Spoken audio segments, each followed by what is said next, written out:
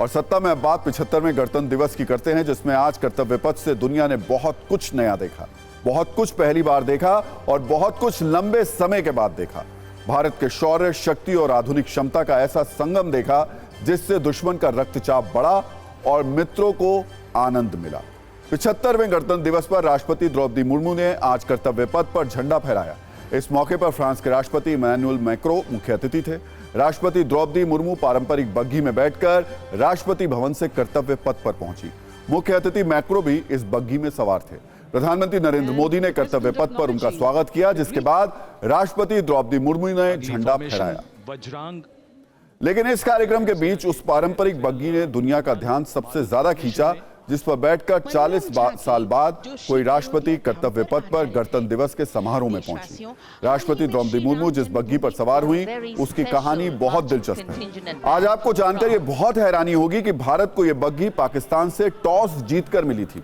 1950 में पहले गणतंत्र दिवस पर इस बग्घी का इस्तेमाल किया गया था। तब देश के प्रथम राष्ट्रपति डॉक्टर राजेंद्र प्रसाद इस बग्घी में बैठे थे। 1984 तक यह परंपरा जारी रही। पूर्व प्रधानमंत्री इंदिरा गांधी की हत्या के बाद इस बग्घी की जगह हाई सिक्योरिटी वाली कार ने ले ली। सोने की परत चढ़ी, घोड़ों से खींची जाने वाली यह बग्घी मूल रूप से भारत में ब्रिटिश राज के दौरान वाइसरायज की थी। 1947 में आजादी के बाद गवर्नर जनरल के बॉडीगार्ड, जिन्हें अब राष्ट्रपति के बॉडीगार्ड के रूप में जाना जाता है, उन्हें 2:1 के अनुपात में भारत पाकिस्तान के बीच बांट दिया गया था। जब वाइसराय की बग्घी की बारी आई तो दोनों देश इस पर अपना दावा करने लगे।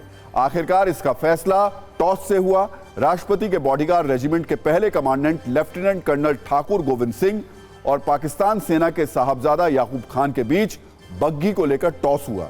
इसमें जीत भारत की हुई और इस तरीके से यह बग्घी भारत को मिल गई। सिर्फ बग्घी नहीं मिली, बल्कि देश का 75वां गणतंत्र दिवस और भी कई मामलों में खास रहा।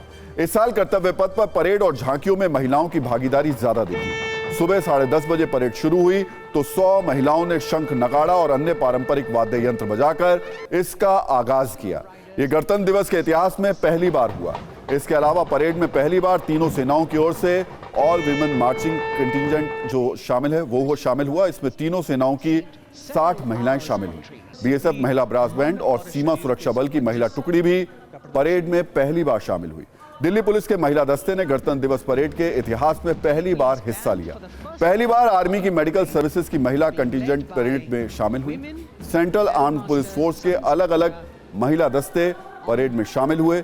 बीएसएफ, सीआरपीएफ और एसएसबी की महिला कर्मी परेड, बैंड और मोटरसाइकिल कंटिजेंट जो है हिस्सा बनी। गणतंत्र दिवस की परेड के इतिहास में पहली बार डेयर डेविल बाइकर्स टीम में सिर्फ बीएसएफ, सीआरपीएफ और एसएसबी की महिलाएं शामिल हुई। इन्होंने रॉयल एनफील्ड बुलेट पर सवार होकर परेड रूट पर करतब दिखाया। इस साल गणतंत्र दिवस परेड में फ्रांस का 95 सदस्यों वाला दस्ता और 30 सदस्यों वाला मार्चिंग बैंड कर्तव्य पथ पर परेड में शामिल हुआ। फ्रांस के फॉरेन लीजन दस्ते ने उसमें 6 भारतीय भी शामिल हैं। फ्रांसीसी वायुसेना के राफेल जेट और multi role tanker transport aircraft भी पहली बार परेड में शामिल हुए।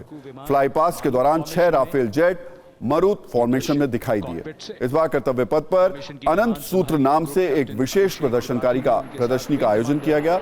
इसके तहत 18 राज्यों से लाई गई 1900 साड़ियां प्रदर्शित की गई।